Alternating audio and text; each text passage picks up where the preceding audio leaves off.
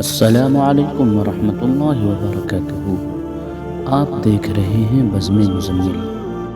آج کی اس ویڈیو میں انسان کے پیدائش کے 7 مراحل قرآن نے ذکر کیا تو سائنسداں حیران رہ گئے۔ پچھلے زمانے میں ان 7 مراحل کی تحقیق نہیں تھی، اس لیے لوگ سرسری طور پر اس آیت سے گزر جاتے تھے، لیکن آج جب ٹیلی اسکوپ اور ایکسروں کے ذریعے بچے کے پیدا ہونے کے مرحلے کی تحقیق ہوئی تو سائنسدان اور ڈاکٹر حیران ہو گئے کہ جو بات 1400 سال قرآن نے کہی تھی، 1400 سال پہلے قرآن نے کہی تھی، آج 1400 سال کے بعد ہو بہو وہی بات ثابت ہوئی جو قرآن نے کہا تھا۔ اس میں ایک حرف کے برابر بھی کمی بیشی نہیں ہوئی، جس سے معلوم ہوتا ہے کہ واقعی اللہ کی کتاب ہے۔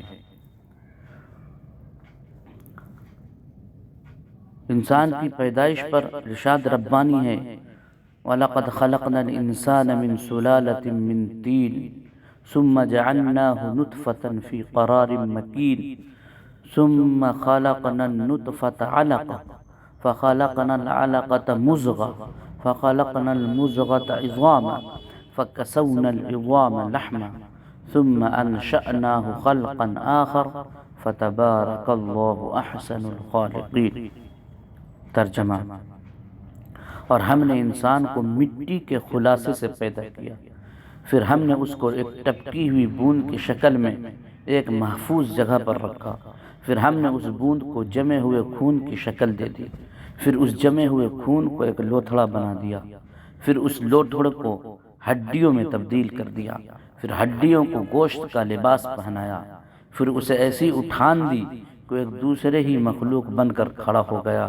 غرض بڑی شان ہے اللہ کی جو سارے کاریگروں سے بڑھ کر کاریگر ہے۔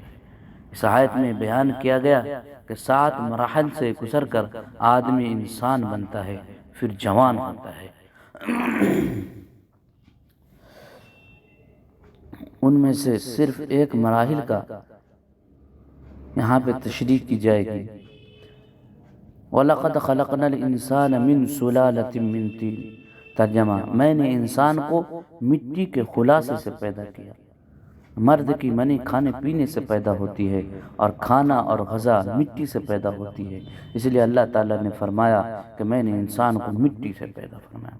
دوسرا مطلب یہ ہے کہ حضرت آدم علیہ السلام کو مٹی سے پیدا کیا تھا اور سب انسان حضرت آدم علیہ السلام سے پیدا ہوئے ہیں، اس لیے اللہ تعالیٰ نے فرمایا کہ میں نے انسان کو مٹی کے خلاصے سے پیدا کیا۔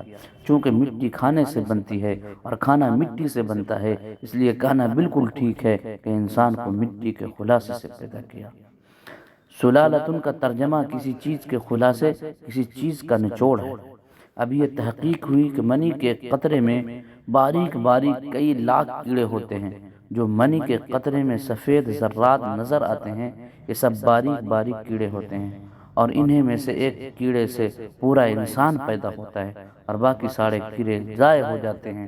اللہ تعالیٰ نے اس آیت میں اس حقیقت کی طرف اشارہ کیا ہے کہ جب سائنس کی تحقیق ہوئی، اتنے باریک کیڑے کو بڑھا کر اور پال کر اللہ 5 فٹ کے انسان کو پیدا کرتا ہے، تو ڈاکٹر اس تحقیق سے حیران رہ گئے۔